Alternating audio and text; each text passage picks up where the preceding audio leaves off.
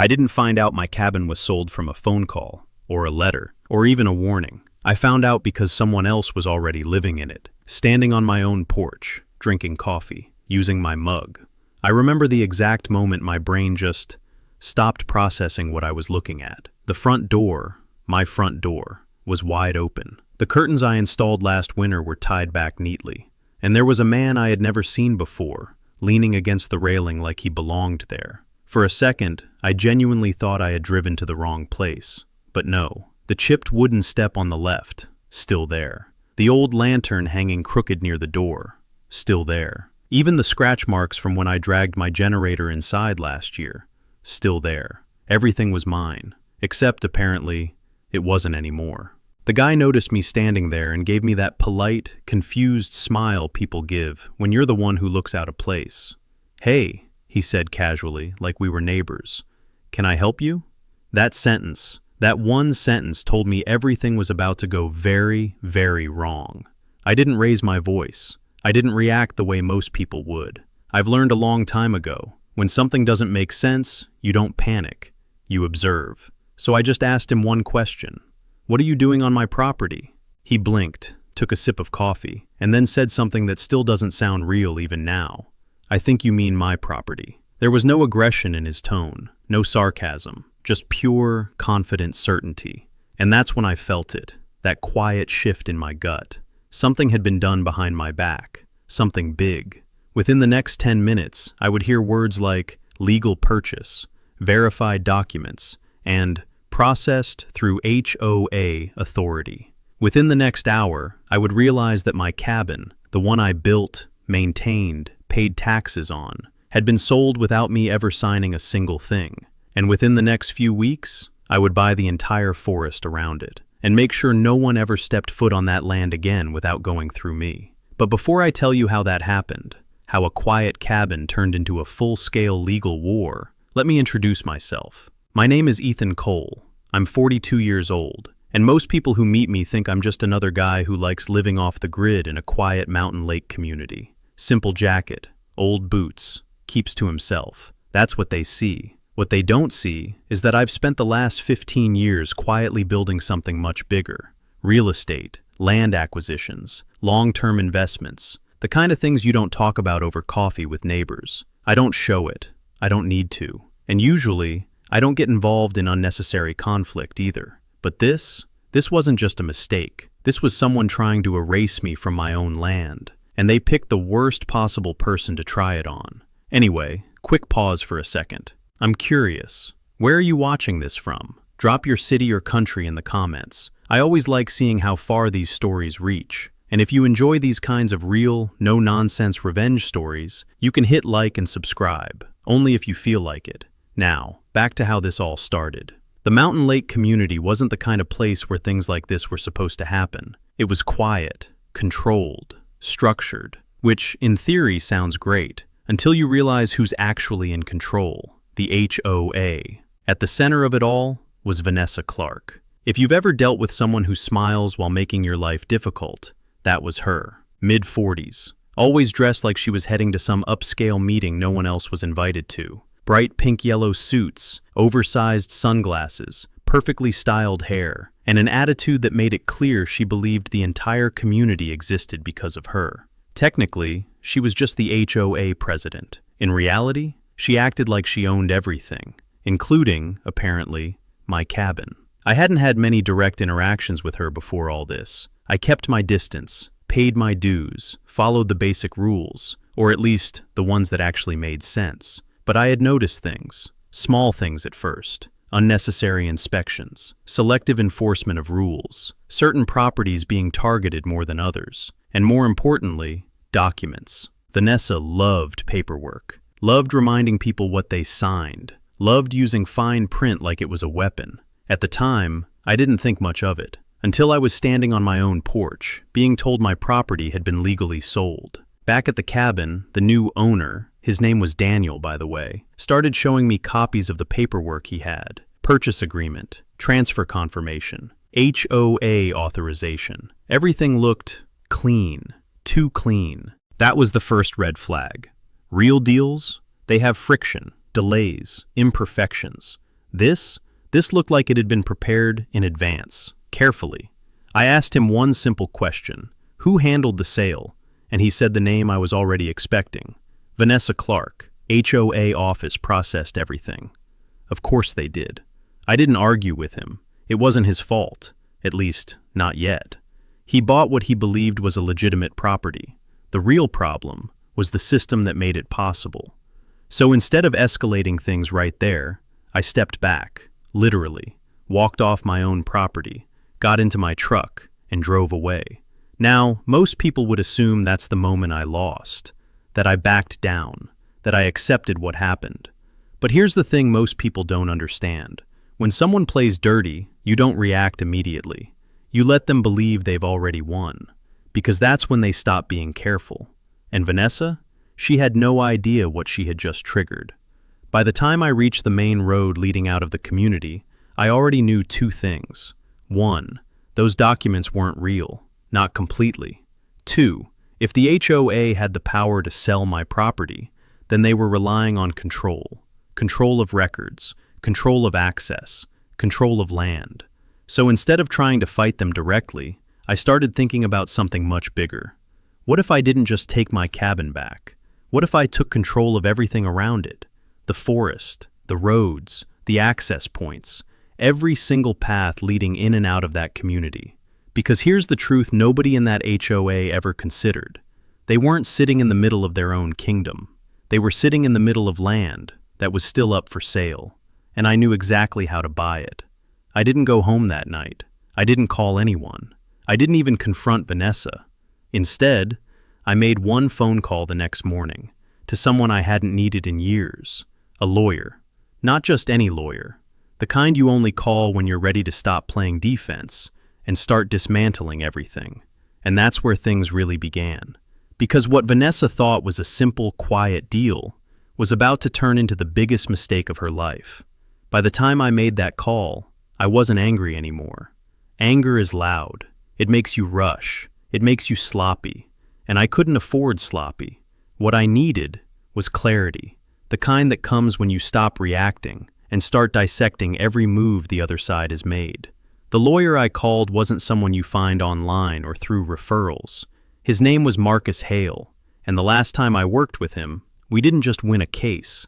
We dismantled an entire development company that thought they could play games with land ownership. Marcus didn't waste time with small talk. He picked up on the second ring.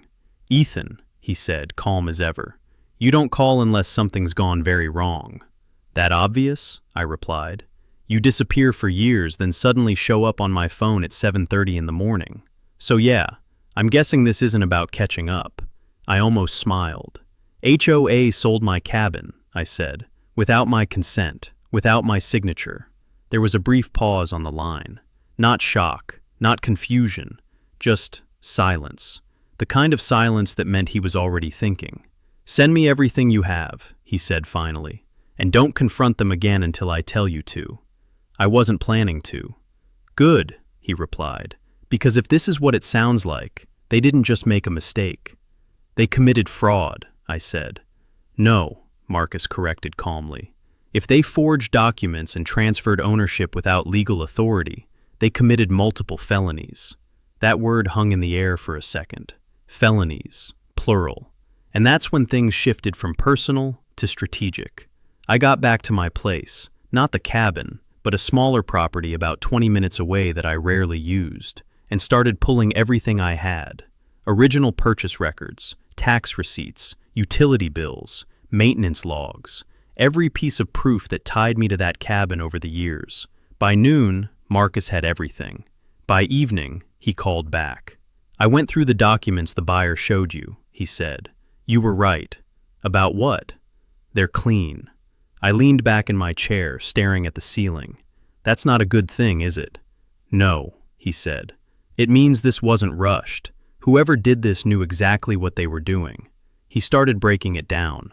The purchase agreement? Structured correctly. The ownership transfer?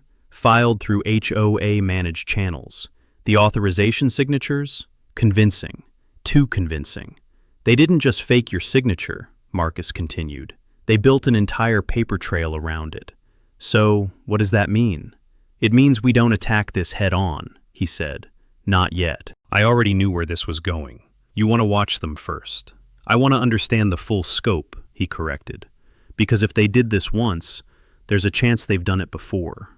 That hit differently, because now this wasn't just about me. This was a system, and Vanessa was at the center of it. Over the next few days, I stayed quiet. No calls to the HOA, no confrontations, no attempts to reclaim the cabin. From the outside, it probably looked like I accepted what happened, like I just disappeared. And that was exactly what I wanted. Because while they were busy settling into their successful sale, I was starting to map out everything around them. The mountain lake community wasn't as isolated as people thought. It felt remote, dense forest, limited access, one main road leading in and out. But legally, it was surrounded by parcels of land owned by different entities, some private, some corporate, some neglected. And neglected land is always the most interesting. I spent hours going through county records, zoning maps, ownership histories. Piece by piece, the picture started coming together. The entire community relied on just 3 main access routes. 3. One primary road, maintained partially by the county, partially by HOA oversight, and 2 secondary routes, both cutting through privately owned forest land. Land that, as it turned out, was quietly going up for sale. That's when the idea stopped being a thought and started becoming a plan. I called Marcus again. Hypothetically, I said, if someone owned the land surrounding a community, including the access roads, what kind of control would that give them? There was a pause, then a very slight shift in his tone. Ethan, what are you thinking? Just answer the question. If it's structured correctly, he said slowly, total leverage. How total? Access control, development rights, easements. You could make their lives very complicated. I didn't say anything for a moment, because that was it. That was the angle. They didn't just take my cabin. They relied on the assumption that the system around them would stay the same, that access would remain open, that control would remain in their hands. They never considered what would happen if someone else started buying the pieces around them. Don't do anything illegal, Marcus added. Whatever you're planning, keep it clean. It will be, I said. Good, he replied, because if we're going to take them down, we do it properly. That night, I reached out to a contact I hadn't used in a long time, a land broker, discreet, efficient, no unnecessary questions. I didn't tell him the full story, just gave him a simple instruction. I want every available parcel around Mountain Lake community, I said, especially anything connected to access roads. There was a pause on his end. That's a lot of land. I know, and it won't be cheap. I didn't ask for cheap. Another pause, then a quiet chuckle. All right, he said, I'll start making calls. Over the next week, things started moving, quietly. Offers went out, meetings happened, papers were reviewed, and slowly, pieces of the map began shifting, one parcel at a time. Meanwhile, back at the community, Vanessa was getting comfortable, too comfortable. I heard through a neighbor, one of the few people I still kept in touch with, that she had already started talking about future development opportunities, expansion plans, new projects, more control. Of course she had. People like her don't stop when they win once. They escalate. They push further. They assume they're untouchable. What she didn't know was that every step she took forward was bringing her closer to a wall she wouldn't be able to cross. Because while she was busy expanding her influence inside the community, I was quietly building something around it. Something bigger. Something she couldn't manipulate with paperwork or fake signatures. Something real. And once it was in place, there would be no undoing it.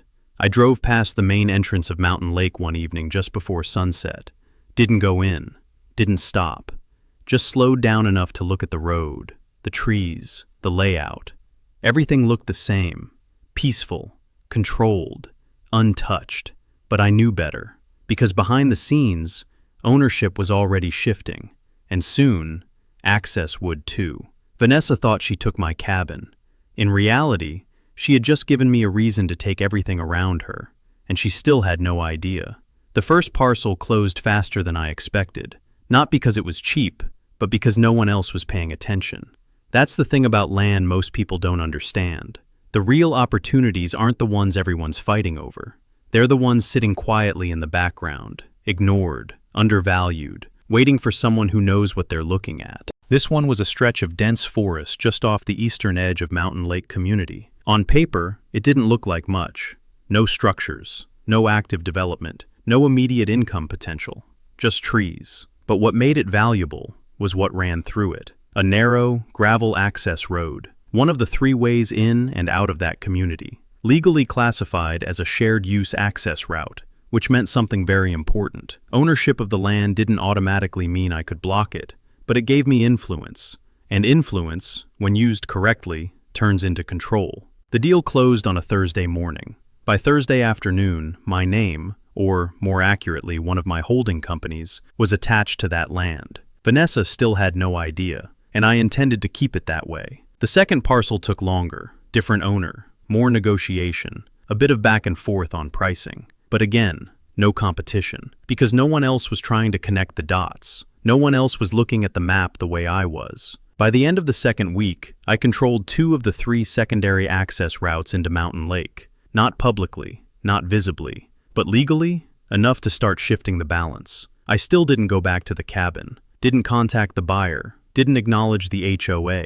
From the outside, it probably looked like I'd completely disappeared. And inside the community, that assumption started working in Vanessa's favor. I got another update from my neighbor, an older guy named Richard who had been living there longer than most. He wasn't the type to get involved in drama, but he paid attention. "Things are changing," he told me over the phone one evening. "How so?" I asked. "More inspections, more notices, people getting fined for things that never used to matter." I wasn't surprised. "And Vanessa?" I asked. He let out a quiet breath. "She's acting like she just proved something, like nobody's going to challenge her anymore." That was exactly the problem. Power without resistance doesn't stay stable. It expands. And the more it expands, the more damage it does. "What about my place?" I asked. There was a short pause. "They've already started making changes," he said. "New locks, some renovations. That guy who bought it, Daniel, he's been around a lot. Looks like he's settling in." I nodded, even though he couldn't see me. "All right," I said. "Keep me posted." "Ethan," Richard hesitated, "you're just going to let this go?" For a second, I didn't answer, because from his perspective, that's exactly what it looked like. But this wasn't about letting go. It was about timing. "I'll handle it," I said finally, and I meant it. After that call, I went back to the map. There was still one piece missing, the main access road. Unlike the other 2 routes, this one was more complicated, partially maintained by the county, partially under HOA influence, which meant I couldn't just buy it outright, but I didn't need to. What I needed was leverage over the parts they didn't fully control. Adjacent land, easement pressure points, sections where maintenance responsibility overlapped. That's where things get interesting, because when ownership and responsibility don't perfectly align, you get cracks, and cracks are where systems break. I spent the next few days digging deeper. Zoning records, maintenance agreements, historical permits, anything that showed how that road was structured legally. And eventually, I found it. A section of land just north of the main entrance. Small, overlooked, almost insignificant. But it bordered the road at a critical point. A point where any future expansion, repair, or modification would require cooperation from the landowner. Which, if everything went according to plan, would be me. I had my broker reach out immediately. This one wasn't as straightforward. The owner knew what they had, not in terms of scale, but in terms of position. So the price reflected that, higher than it should have been, but still worth it, because this wasn't about saving money. This was about completing the structure. "Do it," I told him. "Even at that price?" he asked. "Yes." Another pause. Then, "All right, I'll get it done." While that deal was in motion, Marcus called me again. "I've been looking into your HOA," he said. "And? They're not as clean as they think they are." That got my attention. "What did you find?" "A pattern," he said. "Not identical cases, but similar tactics. Pressure on homeowners, questionable fines, a few disputed property claims." "How many?" "Enough to establish behavior. Not enough yet to prove systemic fraud." "Yet," I repeated. "Exactly." I leaned forward slightly. "So what do we need?" "Time," he said, "and one solid break." I almost laughed. "Funny thing about that," I said. "I think I'm working on it from a different angle." He didn't respond right away. "You're buying land, aren't you?" he said finally. I didn't confirm it directly, but I didn't deny it either. Just making sure I have options. "Ethan," his tone shifted slightly, more serious now. "Whatever you're building, make sure it holds up legally. Because when this turns, it's going to turn hard." "It will," I said calmly, because by now, I could already see it. The structure was forming, piece by piece, quietly, precisely, and once that final parcel closed, everything would change. A few days later, I got the call I was waiting for. The third deal was done. The last critical piece of land, the one tied to the main access point, was officially under my control. It didn't look like much on paper, just another transaction, another name added to a registry. But in reality, it completed something much bigger. Now, every meaningful route into Mountain Lake community touched land that I owned. Not controlled outright, not blocked, but connected. And connection is where leverage lives. I drove out again that evening. Same road, same entrance, same quiet, controlled atmosphere. But this time, I didn't just see a community. I saw a system. One that relied entirely on access it didn't fully own. One that assumed stability without securing it. And one that was now completely exposed. Vanessa still believed she was in control, still believed she had authority, still believed that piece of paper she signed, the one that transferred my cabin, made her untouchable. But control isn't about documents, it's about position, and she had just lost hers. The next step wasn't about buying. That part was done. The next step was about applying pressure, carefully, legally, and at the exact right moment. Because once I started, there would be no going back. And this time, I wasn't just taking my cabin back. I was taking control of everything she depended on. Owning the land wasn't the victory, it was the setup. Real control doesn't come from what you have on paper. It comes from when and how you choose to use it. So I didn't rush. For almost a full week after closing the final parcel, I did absolutely nothing that would draw attention. No notices, no changes. No contact with the HOA. From the outside, everything at Mountain Lake Community continued exactly the way it had been. Vanessa kept pushing her authority. The new buyer, Daniel, kept settling into what he thought was his new cabin. And the rest of the residents just adapted. That's what people do in places like that. They adjust, they comply, they tell themselves it's easier than fighting back. But systems like that only work as long as no one challenges the foundation, and I was about to do exactly that. The first move wasn't aggressive. It wasn't dramatic. In fact, most people wouldn't have even noticed it. I filed a series of formal notices regarding land use verification.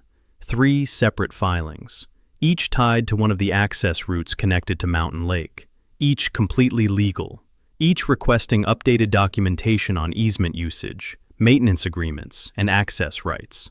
Nothing threatening, nothing confrontational, just questions. But questions like that do something very specific. They force people to prove what they think they already own. And when you've been operating on assumptions, that's where problems start. It took 2 days for the HOA to respond. Not publicly, not to the community, but internally. Vanessa reacted immediately. I know that because Marcus forwarded me the response letter they submitted through their legal contact. Short, dismissive, confident. According to them, all access routes were fully compliant and properly authorized under existing HOA governance, which told me exactly what I needed to know. They weren't taking it seriously. Good. That made the next step easier. The second move was a little more visible. Maintenance, or more specifically, the lack of it. One of the secondary access roads, the one running through my eastern parcel, had always been considered shared responsibility. The HOA handled minor upkeep.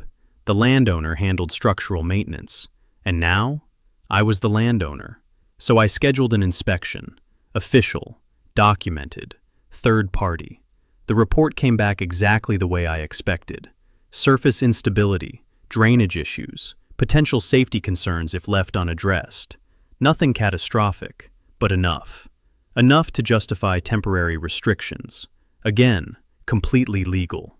I didn't block the road. I didn't shut it down entirely. I just implemented controlled access for safety evaluation and repair planning, which meant limited use, delays, inconvenience.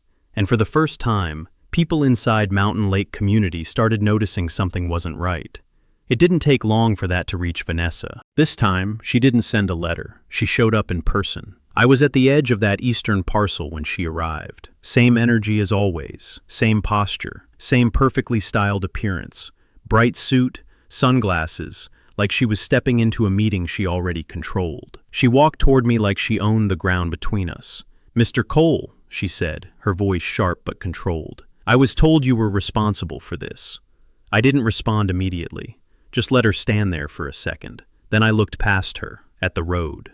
"Responsible for what?" I asked calmly. Her jaw tightened slightly. "This unnecessary restriction," she said. "You're interfering with community access."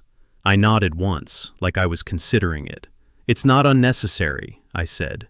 "There are structural concerns. We've been using that road for years without any issues. That doesn't mean the issues aren't there." She took a step closer. "You can't just decide to limit access like this." "I didn't decide," I said. "The inspection report did." That's when I saw it, that brief flicker in her expression. Not fear, not yet, but irritation, mixed with something else, uncertainty. Because this wasn't the kind of situation she was used to controlling. There was no fine she could issue, no rule she could twist. This wasn't HOA authority. This was property law, and she didn't own this piece. "You're creating problems where none exist," she said. I met her gaze directly. "No," I replied calmly. "I'm addressing problems that were ignored." For a second, neither of us said anything. The air between us shifted, because now, this wasn't just a conversation. It was a line being drawn. "You need to remove these restrictions," she said finally. "Immediately." "I'll remove them when the road is safe," I said. "And who decides that?" "I do." That landed exactly the way I expected. Her posture stiffened. Her tone dropped slightly. "Be careful, Mr. Cole," she said. "You're stepping into something bigger than you think." I almost smiled. "If that were true," I said quietly, "you wouldn't be here in person." That was the moment she realized something had changed. She didn't respond right away, didn't argue, didn't threaten. She just looked at me, longer than before, like she was trying to figure out what she missed. Because up until now, I had been invisible, quiet, compliant. And suddenly, I wasn't. "Fix the road," she said finally, her tone colder now. "Or we'll take action." "Do what you need to do," I replied. She turned without another word and walked back to her car. No dramatic exit, no raised voice. But the message was clear. She wasn't used to resistance, and she definitely wasn't used to losing control. The moment she drove off, I made my next call. Marcus picked up. "She came to see you, didn't she?" he said. "Yeah. And?" "She's starting to feel it." "Good," he replied, "because I've got something on my end too." I leaned against the truck slightly. "Talk to me." "There's a discrepancy in the transfer records for your cabin," he said. "Something small, but important." "What kind of discrepancy?" "The authorization chain," he said. "It doesn't fully line up." That was interesting. "How bad?" "Bad enough," he said, "that if we push it correctly, we can force a formal review." I thought about that for a second, because this was it, the opening. "But we're not doing it yet," I said. Marcus paused. "No," he agreed. "Not yet. Because if we move too early, we'd only fix one problem. And I wasn't interested in fixing one problem. I was building pressure, layer by layer, access restrictions, legal questions, ownership shifts, all of it working together. So when it finally collapsed, it wouldn't just be about my cabin. It would be everything. I looked back at the road, quiet again, empty, but not the same. Because now, it wasn't just a road. It was a pressure point. And Vanessa? She had just stepped directly into it. Without realizing, there were two more just like it waiting. Vanessa didn't respond immediately after that meeting, and that told me more than if she had. People like her don't stay quiet unless they're doing one of two things. Either they're planning something, or they're trying to figure out how much trouble they're actually in. In her case, it was both. The first real sign came 3 days later, a formal notice, delivered to my secondary property. Not the cabin, not the land I had just acquired, but the one place she thought would catch me off guard. Classic move. The letter itself was exactly what you'd expect. Accusations of intentional disruption of community access, claims that I was violating HOA regulations, warnings of penalties, legal action, and immediate compliance requirements. On the surface, it looked aggressive, but when I read it carefully, it was weak, because buried inside all that legal-sounding language was one simple truth. They were trying to apply HOA authority to land they didn't own. I called Marcus as soon as I finished reading it. "They're pushing back," I said. "Of course they are," he replied. "Send it over." A few minutes later, he called back. "They're bluffing." "Figured. They're hoping you don't know where their authority ends," he continued. "Which is interesting, because it means they're not sure either." That was the crack. Small, but real. "So what's the move?" I asked. "For now," he said, "we let them keep talking." I leaned back slightly. "And in the meantime?" "In the meantime," he said calmly, "we make their situation worse." That part I had already started, because while Vanessa was busy drafting notices, I had moved on to the second access road. Unlike the first one, this route wasn't used as frequently, but it mattered. It connected to the backside of the community, deliveries, maintenance crews, occasional traffic that didn't go through the main entrance. Quiet traffic, the kind people don't think about until it's not there anymore. The inspection report for that road came back even stronger than the first. Erosion along the edges, drainage failure, sections that technically didn't meet updated safety standards. Again, nothing catastrophic, but more than enough to justify action. This time, I didn't just limit access, I scheduled repair work, official contractors, permits filed, timelines established, and with that, the second route became restricted. Not blocked, not permanently closed, just controlled. Delays increased, access narrowed, movement slowed. Inside Mountain Lake community, people started asking questions. Because now it wasn't just one inconvenience, it was a pattern. One road partially restricted, another under repair. And suddenly, that quiet, controlled community didn't feel so controlled anymore. Richard called me again that evening. "They're getting nervous," he said. "How nervous?" I asked. "Enough that Vanessa held a meeting this morning," he replied. "Didn't tell everyone the full story, but she's blaming external interference." I almost laughed. Of course she was. "What about the residents?" I asked. "Mixed," he said. "Some are backing her, but others? They're starting to question things." "Good. Ethan," he hesitated. "You're doing this, aren't you?" I didn't answer directly, but I didn't need to. There was a long pause on the line. Then he exhaled quietly. "Just be careful," he said. "She's not the type to back down." "I know," I said. "That's the point." After that call, I drove out again. This time, I didn't stop at the edge. I went all the way to the main entrance. Didn't go in. Just parked nearby and watched. Cars coming and going. Security camera mounted above the gate. The same clean, controlled image the HOA liked to present. But now, it felt different, because I knew something they didn't. That control they relied on? It was fragile, held together by assumptions, and I had already removed 2 of the supports. There was only one left, the main road. And that one required a different approach. I couldn't restrict it the same way, too visible, too direct. But I didn't need to, because the leverage I had there wasn't about access. It was about dependency. That small parcel I bought near the entrance? It sat right along a section of the road tied to future maintenance and expansion rights, which meant any major work, any upgrades, any structural changes would require my cooperation. So instead of limiting access, I created pressure. I filed a formal inquiry regarding upcoming maintenance responsibilities on that section, requested documentation, clarification, compliance verification. Again, nothing aggressive, just questions. But this time, the response didn't come from a lawyer. It came from Vanessa herself. A direct message, short, straight to the point. "We need to talk." I read it twice, then put the phone down. Didn't reply immediately, let it sit, because timing matters. An hour later, she called. I answered. "Mr. Cole," she said, her tone tighter than before. "I assume you received my message." I did. "Then you know this situation is becoming unnecessary."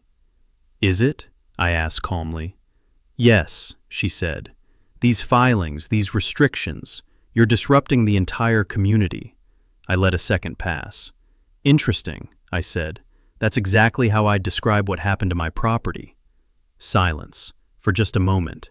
Then, "That situation is already resolved," she said.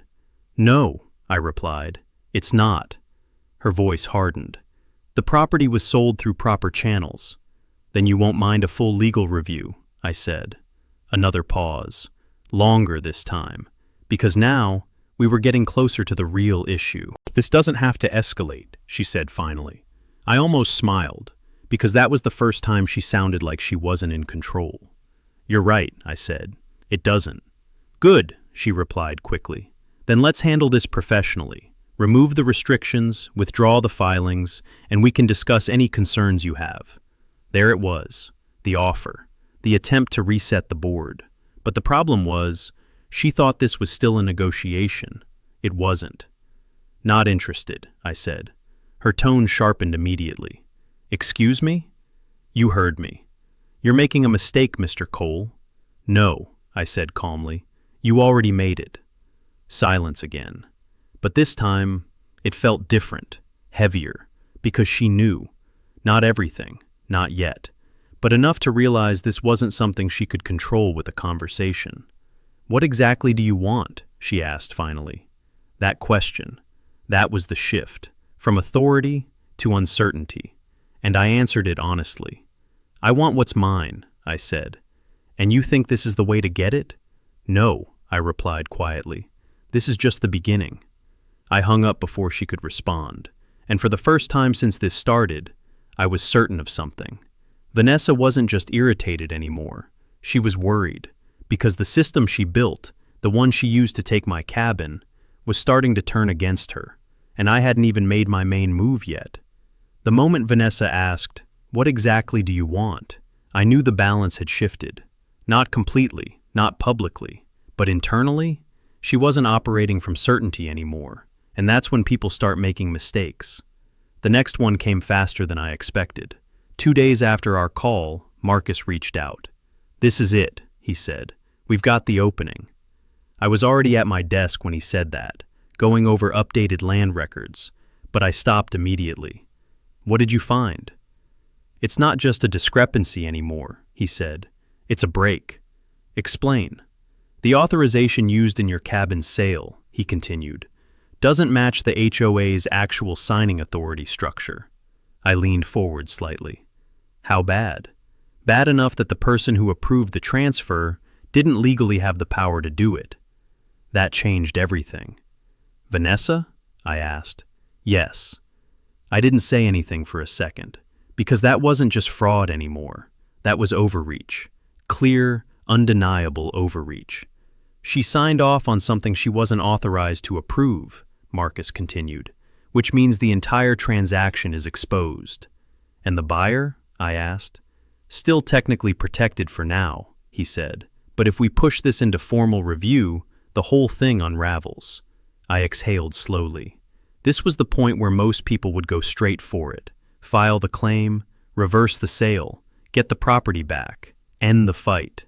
But I didn't move, because I wasn't trying to win fast. I was trying to win completely. "Not yet," I said. Marcus was quiet for a second. "I figured you'd say that," he replied. "What are you waiting for?" "Pressure," I said. "One more layer." He didn't argue. He understood. Because once you expose something like this, you don't get a second chance to do it right. So instead of pulling the trigger, I escalated everything else. The first step was formal. I filed a legal notice requesting full disclosure of HOA governance authority related to property transactions. Clean, precise, non-accusatory, but very specific and very dangerous for them, because now they had to respond on record. The second step wasn't paperwork, it was reality. I moved forward with partial closures on both secondary access roads. Not permanent, not aggressive, but enough that traffic flow dropped significantly. Longer delays, restricted timing windows, controlled entry for non-residents, everything backed by inspection reports, contractor schedules, and legal compliance. No shortcuts, no loopholes, just pressure. And it worked. Within 48 hours, the entire community started feeling it. Deliveries slowed down. Service providers complained. Residents started noticing that getting in and out wasn't as simple as it used to be. And when people get inconvenienced, they start asking questions. This time, the questions didn't stay quiet. Richard called again. "They're turning on her," he said. "How bad?" I asked. "Bad enough that she had to hold another meeting," he replied. This one didn't go the way she expected. I could imagine it. Residents sitting there, frustrated, demanding answers. Vanessa standing at the front, trying to maintain control, blaming external factors, avoiding specifics. "What's she telling them?" I asked. "That it's temporary, that you're abusing private ownership rights, that the HOA is handling it." I nodded slightly. Of course she was. That's what people do when they don't have real control anymore. They pretend they still do. "But people aren't buying it," Richard added. "Not all of them." "Good. Ethan," he hesitated. "Some of them are starting to look into things themselves." That was even better, because once people start digging, they don't stop at surface-level answers. "Let them," I said. After that call, I made another one, to Marcus. "It's time to bring the buyer in," I said. There was a brief pause. "Are you sure?" he asked. "That complicates things." "It also speeds them up," I replied, because up until now, Daniel, the guy living in my cabin, was just a bystander, an uninformed participant. But once he realized the deal he made wasn't as solid as he thought, that would create internal pressure Vanessa couldn't control. "All right," Marcus said. "I'll reach out." The meeting was set for the next afternoon. Neutral location, professional setting, no confrontation, just facts. Daniel showed up exactly the way I expected, confident, but slightly on edge, because even before we said anything, he knew something wasn't right. Marcus handled most of it, calm, direct, precise. He walked Daniel through the inconsistencies, the authorization issue, the potential legal exposure, the possibility, not certainty, but possibility, that the transaction could be challenged. Daniel didn't interrupt, didn't argue. He just listened. And the more he heard, the more that confidence started fading. "So what are you saying?" he asked finally. "That you may not fully own what you think you own," Marcus said. Silence. Heavy silence. Daniel looked at me for the first time since the meeting started. "You knew about this," he said. I didn't react. "I suspected," I replied calmly. "Now I know." He leaned back slightly, processing everything. "And the HOA?" he asked. "They facilitated the transaction," Marcus said, "using authority that may not hold up under legal scrutiny." Another pause, longer this time, because now, it wasn't just my problem anymore. It was his. "What happens if this goes to court?" Daniel asked. Marcus didn't sugarcoat it. "It gets messy," he said. "Fast." That was enough, because people like Daniel don't want messy. They want certainty, security, control. And suddenly, he had none of those. "I need to talk to them," he said, standing up. "You should," Marcus replied. And just like that, the pressure spread. Now it wasn't just coming from outside the HOA. It was coming from inside their own deal, exactly where it hurts the most. That evening, I drove back out again. Same road, same entrance. But this time, something was different. There was tension in the air, subtle, but there. Cars moving slower, people looking around more, like they were trying to understand what was happening. And for the first time, Vanessa wasn't the only one feeling it. The entire system was. Because pressure doesn't stay isolated. It spreads. And I had just connected all the points. Legal exposure, access control, internal doubt. 3 separate problems, all hitting at once. And now, all that was left was to bring it all together. Because once I did, there wouldn't be anything left for her to stand on. The next morning I woke up early. the kind of early that comes before the sun has even touched the trees surrounding Mountain Lake. There was a stillness out there that most people don't notice, but I noticed. Quiet forests, empty roads, a perfect canvas for the next move. I sipped my coffee slowly, thinking through every detail. Every step I had taken so far had been calculated.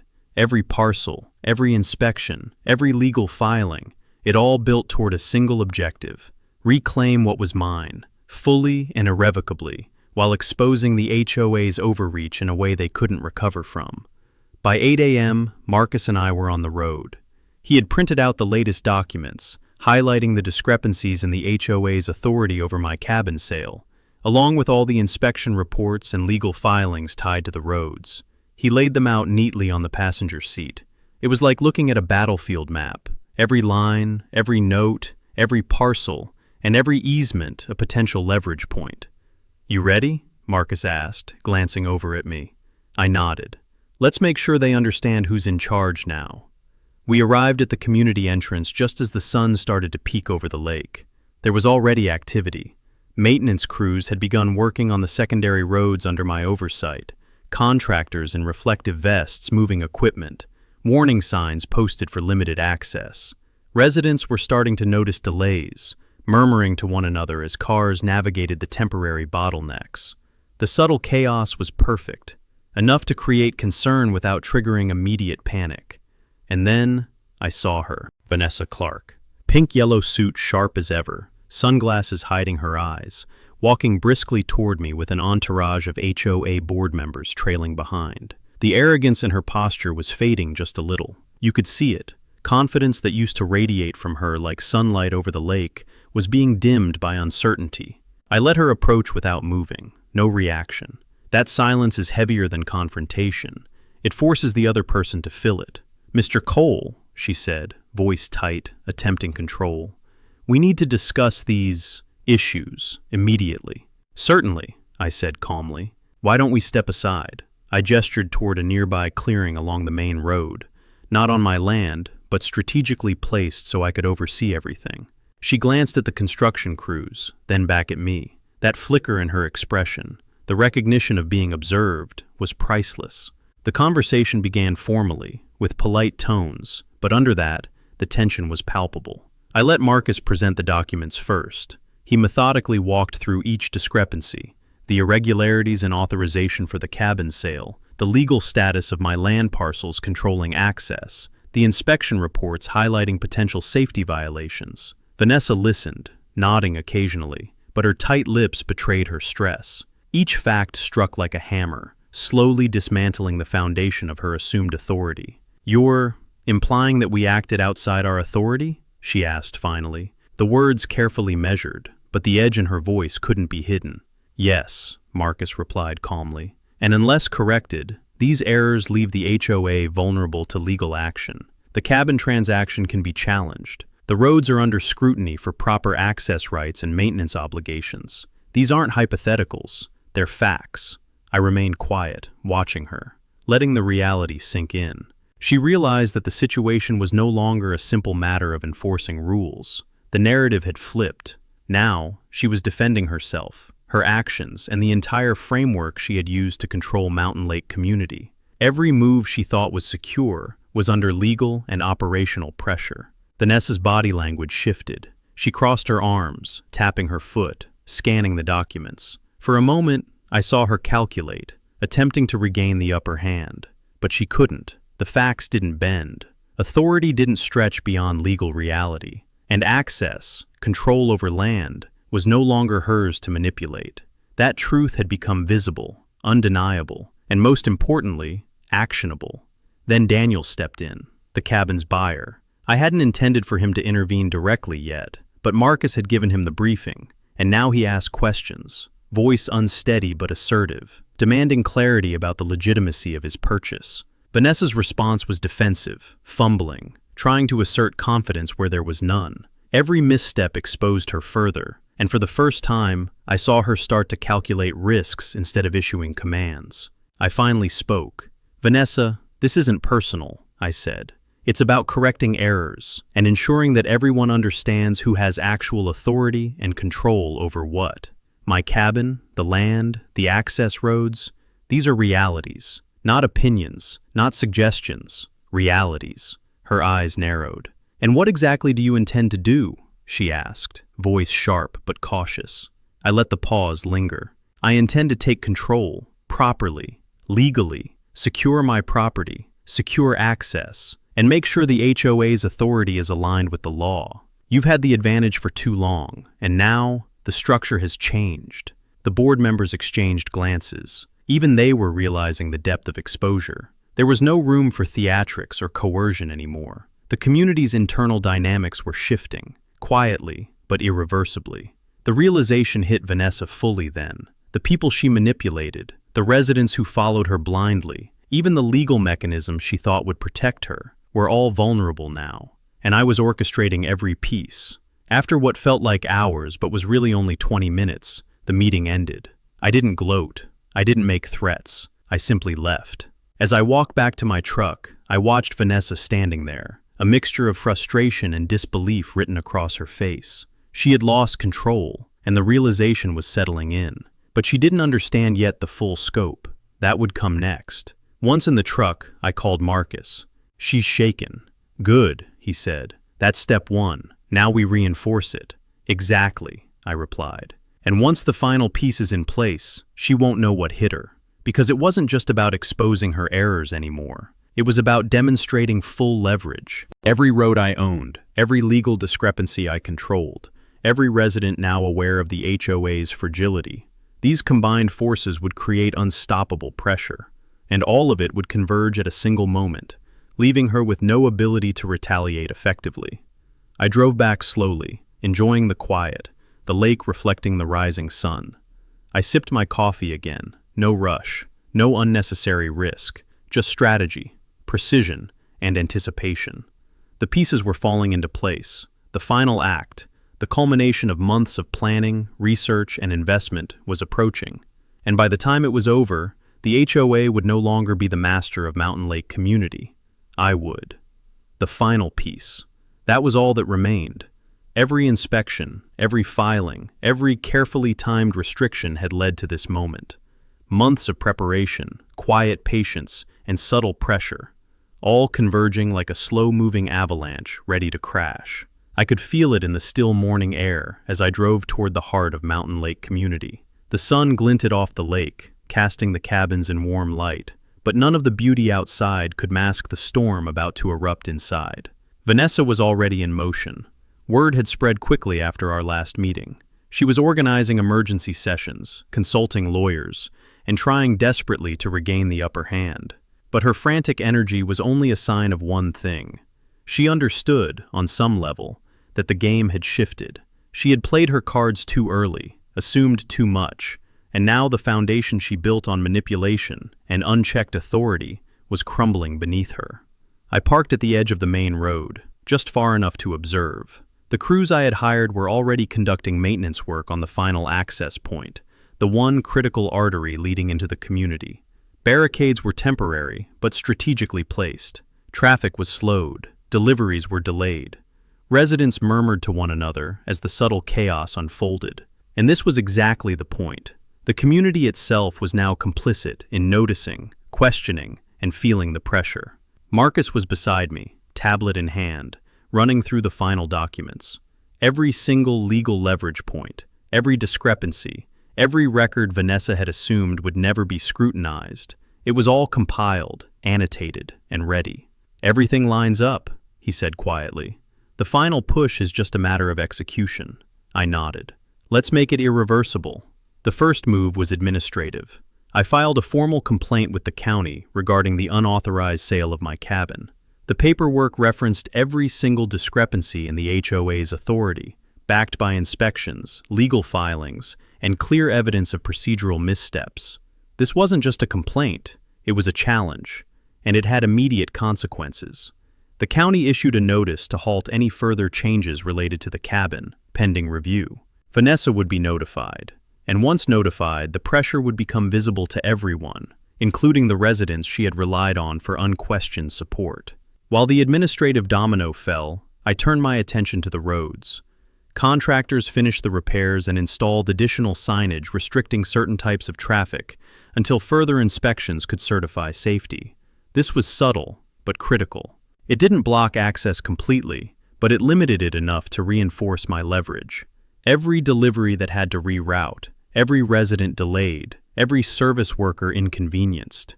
Each was a reminder that control had shifted. By mid-afternoon, Vanessa arrived at the main road, flanked by the remaining HOA board members. I had anticipated this. She approached cautiously, aware of both the crews working under my directives and the documentation Marcus had prepared. Her sunglasses hid her eyes, but the tension in her posture was clear.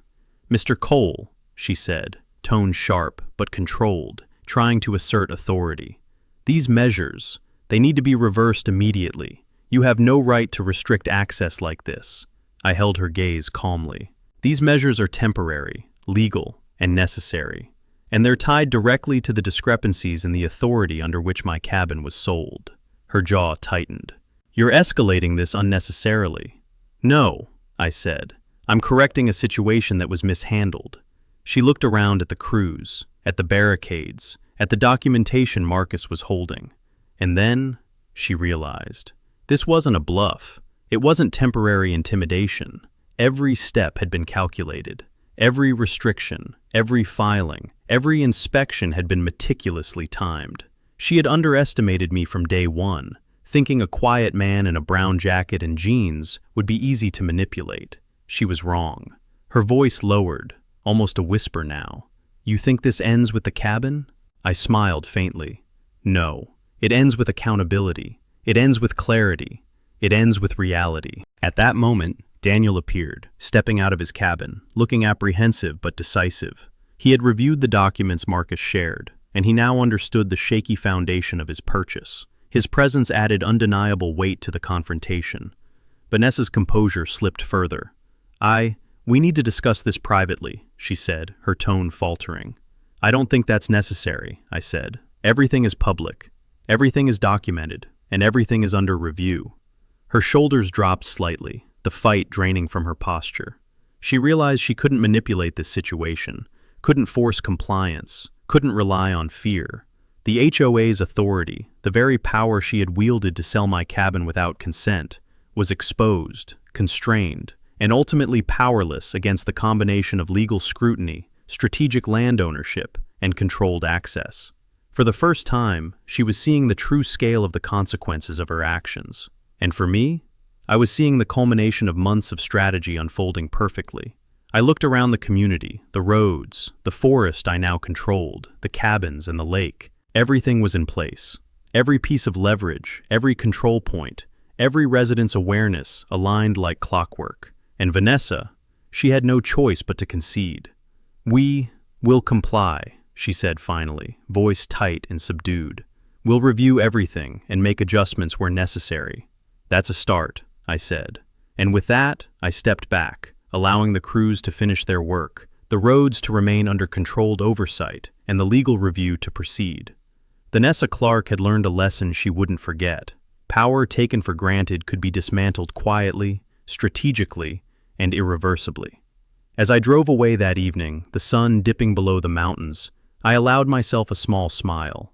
The cabin was secure, the roads were controlled, the HOA's authority was contained, and for the first time in months, peace settled over Mountain Lake community. Not the kind of quiet that comes from fear or submission, but the calm that comes from rightful control restored, accountability enforced, and revenge executed flawlessly. I had started as a quiet, underestimated man in a brown jacket.